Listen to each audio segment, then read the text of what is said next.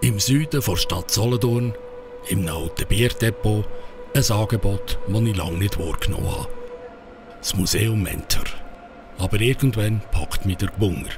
Ich komme an historischen Radio vorbei und finde weiter hinten meine Vergangenheit. Mein erster Mac. Ein kleiner Röhrenbildschirm und ein Diskettenlaufwerk. 1984 hat der unscheinbare Würfel aus mir einen Apple-Follower gemacht. Mein erstes Mobiltelefon. Als junger Fernsehjournalist bin ich in den 1980er Jahren mit dem Koffer durch die Schweiz gefahren und an Filmterminen koordiniert und laufend geändert. Zu mir hat es auch umgelenkt, das Gespräch war auf 3 Minuten beschränkt. Meine erste Stereoanlage. Die habe ich am Ende der 1970er Jahre gekauft und kaum zum Glauben, nach fast 50 Jahren funktioniert sie bei mir daheim noch bestens. Ich merke, das Museum Mentor hat sehr viel mit mir zu tun. So viel, dass ich darüber einen Film machen will. Wo man geht, wo man sitzt und steht, ist vom Radio heute nur die Rede. Vom Kellerloch bis hoch zur Mansard ist alles drin. Musikstreaming hat früher so ausgesehen. Früher ist Lang-, Mittel- und Kurzwellen auf jedem Radio gestanden und die Sender waren auf der Skala gerade aufgedruckt. Und Computerspiele auf dem PC waren früher noch einfach gestrickt. Mit dem, was all das früher vor dem Vergessen bewahrt, habe ich abgemacht. Der Felix Kuntz. Eine Berufslehre als Fernmeldeelektroniker, ein Studium zum Elektroingenieur, Gründer von mehreren Firmen, Präsident von verschiedenen Verwaltungsräten und eben Gründer vom Museum Mentor. Ein Museum, das Geschichte erzählt zur Telekommunikation. Ein Museum, wo man sich mit der Technik von früher als Kameraperson betätigen kann oder gerade die Regie übernehmen in einem Fernsehstudio aus den 1980er Jahren. Fernsehtechnik aus dieser Zeit, wo die bekannten Gesichter Heidi Abel und Heiner Gautschi geheissen haben. Was das Museum mit einer von seinen Firmen zu tun hatte, erzählt mir der Felix Kuntz gerade selber. Ja, in den Anfangs 90er Jahren habe ich die Firma Digital Logic gegründet. Die hatte die Aufgabe, Embedded Computer herzustellen. Das sind so kleine Computermodule, die sind 100% Personal Computer kompatibel. Da sieht man die Chips, die wir in einem 24-Stunden-Betrieb produziert und implementiert haben. Daraus hat man solche Computer bauen für industrielle Anwendungen. Im Betrieb haben wir bereits ein Betriebsmuseum geführt, um so ein bisschen die Geschichte der Computer zu zeigen. Und dann, 20 Jahre später, als ich das Unternehmen verkauft habe, habe ich hier am Bahnhof Solothurn die Liegenschaft gekauft. Und das hat es ermöglicht, dass nachher hier öffentlich das Museum Mentor die Ausstellung und die Geschichte zeigen. Und in der PC-Sammlung finde ich später selber heraus, warum das Museum Enter heisst.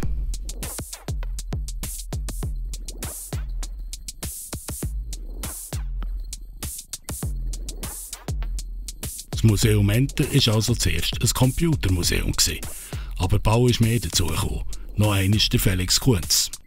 Der Personal Computer ist mehr und mehr in der Privatanwendung zu einem Multimedia-Gerät weiterentwickelt worden. Und das hat mich eigentlich dazu bewogen, dass ich die ganze Vorgängertechnologie von der Unterhaltungstechnik auch mit ins Museum aufgenommen habe. Also angefangen vom Röhrenradio bis zum Transistorradio und zum modernen Radiogerät, zusammen mit dem Fernsehen, Telefonie. Das ist ja auch schlussendlich in dieser Multimedia zusammen integriert worden. Und darum zeigt heute das Museum Enter die ganze Bandbreite. Der Weg zurück zum Eingang führt mit einem langen Gang mit Geräten aus dem goldenen Zeitalter vom Radio. Die Produktion von diesem Film führt mich immer wieder hierdurch. Und es kommt mir mit der Zeit vor wie eine Art Zeittunnel in die Vergangenheit. Aber jetzt hat mich die Leiterin vom Museum zuerst mal eingeladen, mit der Kamera eine Führung zu begleiten. Willkommen im Museum Enter. mein Name ist Violetta Vitaka und ich führe euch heute durch unsere Ausstellung. Wir gehen uns das gerade anschauen, wir tauchen in die Technikschicht und gehen darum gerade zusammen runter. Ihr dürft mit mir mitkommen.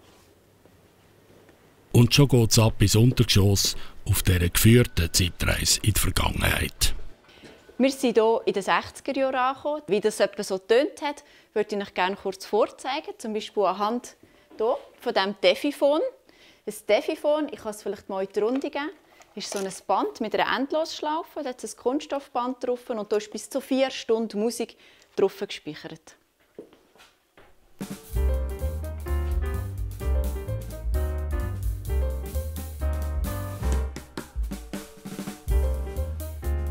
Es geht weiter und mit der Kamera komme ich kaum nach.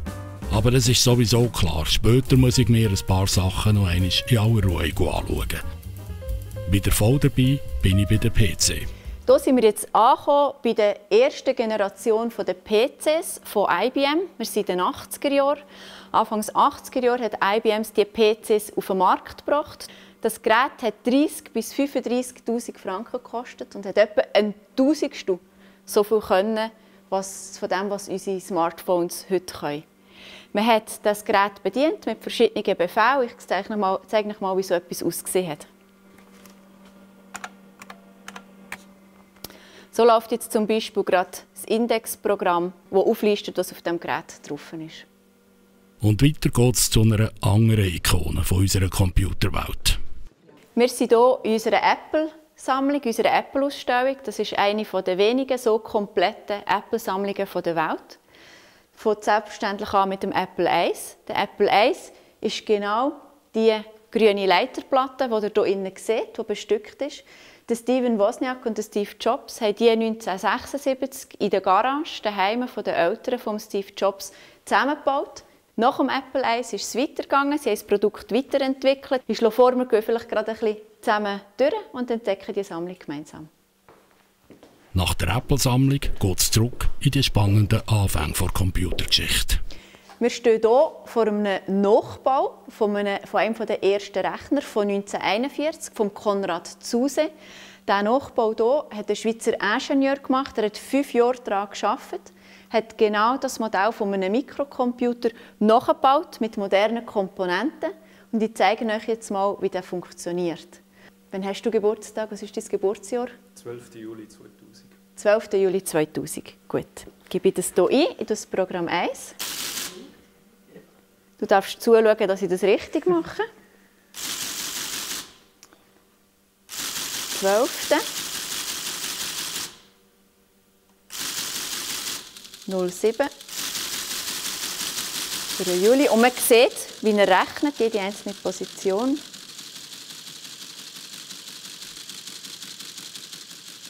Das muss Mittwoch gewesen sein. Ja. Applaus für die Demonstration aus der Pionierzeit der Computer. Mit viel spannenden Eindrücken und in Gedanken verloren, gehe ich durch meinen imaginären Zeittunnel zurück in die Gegenwart. Und schon auf dem Weg kommen mir unerwartete Geräusche entgegen.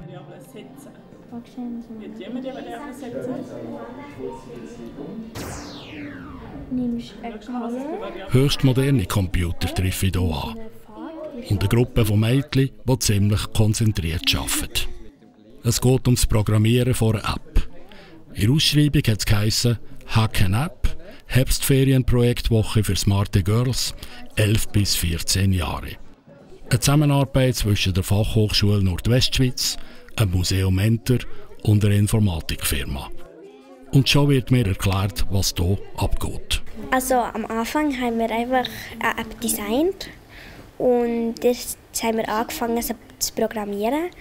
Und es ist ziemlich kompliziert, aber es macht auch mega Spass. Ich habe ein Tierquiz programmiert. Und also zum Beispiel dort kommt eine Frage, wie schwer ist ein Elefant? Und nachher hat es so verschiedene Antworten. Und nachher, wenn du die richtige Antwort drückst, dann steht richtig. Und wenn du die falsche drückst, dann steht einfach falsch. Ja. Programmieren mit Elfi. Möglich ist das mit einer Software, wo man keinen Code schreiben muss. Die nötigen Funktionen lassen sich mit der Maus aus einer Befehlsbibliothek zusammenfügen wie ein Puzzle. das Resultat von diesen Programmierkünsten muss ich gerade selber ausprobieren.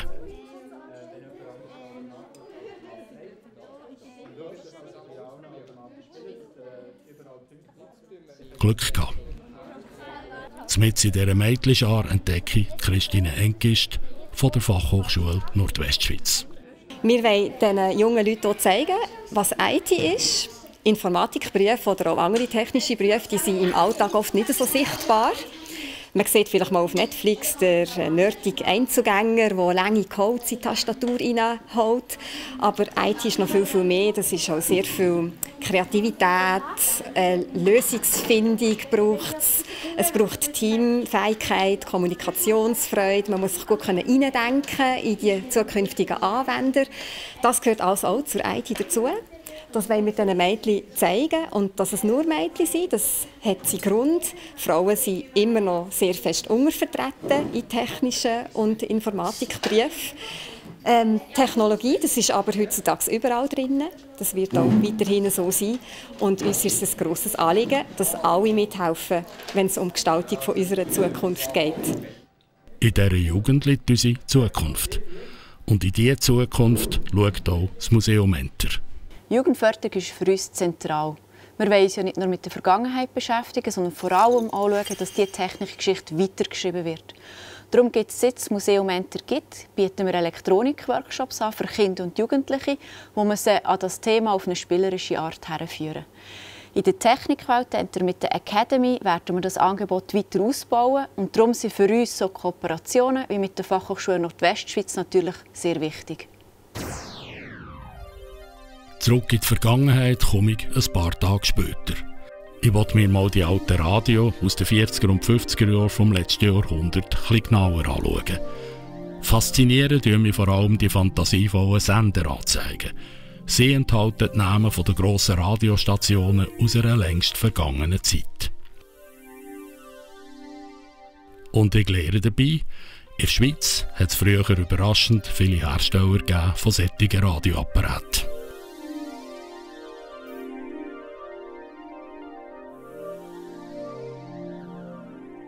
In den Nebenräumen stosse ich auf die Sammlung von Fernsehapparaten. Hier merke ich, dass man in dieser Zeit von grossen Bildschirmen nur träumen konnte. Man hätte fast mit einer Lupe Fernsehen schauen, denke ich. Aber Moment, die Idee mit der Lupe hat einer schon damals gehabt. Item, die Zeit ist nicht stehen geblieben und schon bald sind die Bildschirme zum Glück ein bisschen grösser geworden. Und dann entdecke ich etwas völlig Unerwartetes. Mit im Raum ein mutig designter Beamer, der Grossbildschirm von 1960. Hinter dem dunklen Glas ein Röhrenbildschirm, wo sein Bild über einen Spiegel auf die Leinwand projiziert hat. Mit einem modernen Videobeamer wollte ich simulieren, wie sich das Fernseherlebnis in der Stube von 1960 angefühlt hat. Natürlich schwarz-weiß, aber immerhin. Wir wollen gerade am liebsten das Licht dimmen und Popcorn in die Hand nehmen. Grossbildschirme hat es also schon 1960 gegeben. Und das hier auch. Ein Fernseher, ein Radio und zuoberst eine Art Disc-Jockey-Station. Die ausgerüstet mit einem Mikrofon, einem Plattenspieler und sogar einem Rekorder, wo der eigene Mix auf einen feinen Draht aufgenommen hat. Multimedia aus den 1950er Jahren. Aber jetzt geht es auf meiner Zeitreise noch weiter zurück, ins Jahr 1923. Und dazu habe ich einen Termin mit dem wissenschaftlichen Mitarbeiter vom Museum. Der Felix Wirth ist Historiker und hat zum Thema Schweizer Radiogeschichte doktoriert. Und genau zu diesem Thema will er mir ein besonderes Objekt zeigen. Hier hinter mir ist eines unserer Highlights vom Museum, der sogenannte Chandelier. Das ist der erste Radiosender der Schweiz, 100 Jahre alt. Ist 1922 in Betrieb genommen worden. Zuerst als Flugfunksender, das heisst, wo der Flugverkehr zwischen Paris und Lausanne koordiniert hat. Dann mit der Zeit, vor allem in den Zeiten, wo kein Flugverkehr war, hat der Operateur, der Roland Piesse, angefangen Radiosendungen machen. Ab 1923 hat sich dann eine Programmgesellschaft gegründet, die regelmässig Radiosendungen ausgestrahlt hat. Jetzt, wie kann man sich das vorstellen? Radio vor 100 Jahren, das war natürlich alles live. Man hatte keine Aufzeichnungsgeräte, die man Töne wiedergeben konnte. Wenn man Musik abspielen wollte, hat sich das Orchester um das Mikrofon wie so eins herum versammelt und hat Live-Musik gespielt.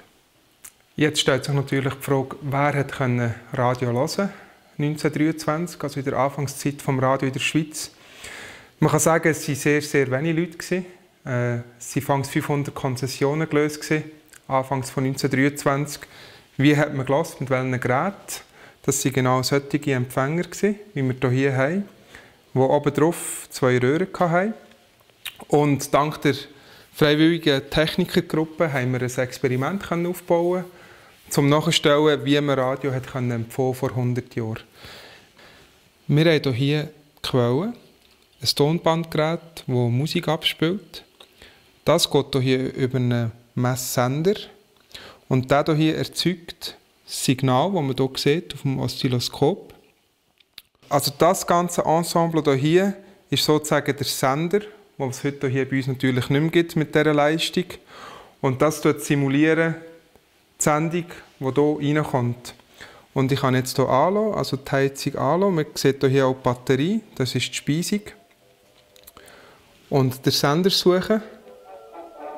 Und wir haben hier ein Mikrofon platziert, dass man hört, was über Kopfhörer kommt. Ein Radioapparat spielt Musik wie vor 100 Jahren. Das macht nicht nur am Historiker Freude. Ich habe das Gefühl, ich sei hier gerade Zeuge geworden von einer kleinen Sensation. Wieder sind ein paar Tage vergangen. Beim heutigen Besuch im Museum Enter treffe ich auf die Welt der mechanischen Rechenmaschinen. Über eine Zeit von 50 Jahren hat sie einen mit Leidenschaft gesammelt und einen Teil davon im Museum Enter ausgestellt. Der Peter Regenass ist eigentlich Elektroingenieur. Aber die komplizierte Mechanik dieser Maschinen hat sie ihm angetan. Und der Grund liegt in seinen damals offenbar bescheidenen Rechenkünsten. Ich bin in der Studentenverbindung von der Kante Solothurn bin ich Kassier gewesen. Und der Kollege, auch in der Studentenverbindung, der hat an meinen Rechenkenntnissen gezweifelt und hat nachher seinem Vater die kleine Rechnungsmaschine, die Produx Multator, abgestaubt und die mir nachher geschenkt. Das war die erste, Produx Multator, schon 4 Operationen. Ja, und nachher hat es mir den Ermo reingenommen. Ich bin eigentlich fast jeden Sonntagmorgen oder am Freitag, schon gerade nach dem Mittag, an irgendeinen Brockant hergeschäselt. Und dann bin ich so heimgekommen mit den Mehrtaschen von meiner Frau. Und das hat sich dann einfach angesammelt, bis heute etwa auf 600 Maschinen. Davon sind sicher etwa 100, 150 Curtas. Und an denen habe ich natürlich eine Mordsfreude, weil dann, als ich die gekauft habe, habe ich die zum Teil bekommen für 50 Franken, 60 Franken. Ich habe aufs Mittagessen verzichtet an der ETH und habe einen Curta gekauft. Und heute sind sie sicher weit über 1000 Franken und ich habe ein paar. Hat sich einfach so ergeben. Die Curta-Rechentrommeln mit ihrem komplizierten Innenleben haben auch mich gerade sofort fasziniert. Und darum zeigt mir der Peter Regenass, wie man damit rechnet. Mit der kann man 4 Operationen machen. Ich stelle auf 0 stellen. Dann stelle ich hier 9 ein. Mal 999. 1, 2, 3, 4, 5, 6, 7, 8, 9. Nachher die zweite Dekade. 1, 2, 3, 4, 9. Und jetzt noch die dritte. 1, 2, 3, 4, 5, 6, 7, 8, 9. Und jetzt sind wir fertig. Und jetzt kann man hier das Resultat ablesen. Das ist jetzt hier, ich muss jetzt schauen, das ist, nach mir ist das, das ist eine ganz lange Zahl. Und sie stimmt, die lange Zahl. 999 mal 999 gibt 998.101. Ein paar Wochen später bin ich zurück in meinem imaginären Zeittunnel. Aber das Mal reise ich umgekehrt. Von Vergangenheit mit den inzwischen vertrauten historischen Geräten geht es vorwärts in die Gegenwart. Und hier erwarten wir die blinkenden Augen von diesem kleinen Kerli. Das ist einer der Elektronikbausätze vom Museum Enter. Und anstelle von Mädchen gibt es im Eventraum das Mal vor allem Buben. Hier wird bestückt und gelötet, alles unter kompetenter Anleitung. Im nächsten Mal kannst du sogar noch ein bisschen kürzer abschneiden. Oder du kannst auch die noch ein bisschen kürzer nutschen. Einfach immer schauen, dass sich nie zwei Drähtchen berühren. Die überlängen Drötchen abklemmen braucht etwas Übung. Und für einen Umgang mit dem heissen Lötkolben ist Konzentration und Vorsicht gefragt. Aber wenn es nötig ist, helfen halt auch noch ein bisschen die Erwachsenen. Schon bald fangen die kleinen Augen an zu blinken. Und mit dem Schraubenzieher kann man das Blinken noch ein bisschen einstellen. Die Freude und der Stolz ist in den Gesichtern abzulesen. Das ist eines unserer Ferienpassangebote, die wir haben. Und zwar bauen sie hier ein elektronisches Blinklämpchen selber zusammenlöten und bauen. Und da geht es vor allem darum, dass wir das Interesse der Kinder wecken, der Elektronik, der Technik generell. Und für das haben wir mehrere Workshop-Angebote selber entwickelt. Zum einen das Blinklämpchen, aber zum anderen auch so einen elektronischen Würfel, den wir gemacht haben, für die älteren Kinder. Und das dritte Angebot, das wir noch haben, ist eine Bluetooth-Box. Wenn sie dann noch älter sind, können sie dann die in Angriff nehmen. Mit dem können sie dann das Nattel drauf verbinden zum Beispiel und Musik ablassen. Wir haben die Workshops selber entwickelt und wir werden auch noch weitere Workshops selber entwickeln. Uns ist wichtig, dass wir die Nachwuchsförderung machen können. So. Und uns ist auch wichtig, dass wir selber aktiv dazu beitragen können. Wieder geht es also um Nachwuchsförderung. Mir wird klar, das Museum Enter ist viel mehr als ein Museum. Und es verwundert nicht, dass man grössere Pläne hat. Wie diese Pläne aussehen, zeigt das Modell, das mir der Felix Kuhns gerade erklärt. Der Neubau besteht aus einem Erdgeschoss mit Bistro und Ladezone, aus 3 Etagen, Museum, Ausstellungsbereich und nachher aus der Wohnetagen. Und als Attraktivitätssteigerung und Marketinginstrument haben wir so einen Paternoster vorgesehen, wo die Exponate rundherum laufen können. Und der wird dann hier in dieser Fassade eingebaut, wo dann nachher Besucher und auch von der Eisenbahn aus die Exponate hätten können beobachtet werden. Aber das visionäre Projekt hat sich leider nicht realisieren. Noch einmal ist der Felix Kuhns. Der Bahnhof Süd ist von den verschiedenen Parteien, die hier geplant haben, den Bahnhof zu vergrössern, so ausgedehnt worden, dass man das ganze Areal gebraucht hat vom ehemaligen Museum Enter. Und damit hat es einfach keinen Platz mehr gehabt, für ein Museum hier zu realisieren. Und wir haben einen neuen Standort für das Museum gesucht und auch gefunden. Der neue Standort ist 2021 noch eine grüne Wiese in Däredingen. Hier entsteht ab 2022 ein neues Museum, die Enter Technikwelt.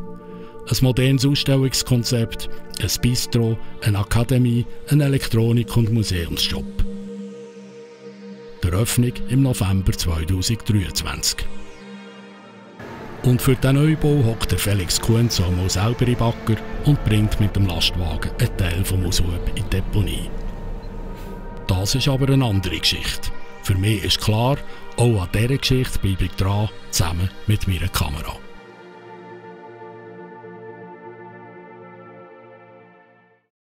Wo man geht, wo man sitzt und steht, ist vom Radio heute nur die Rede.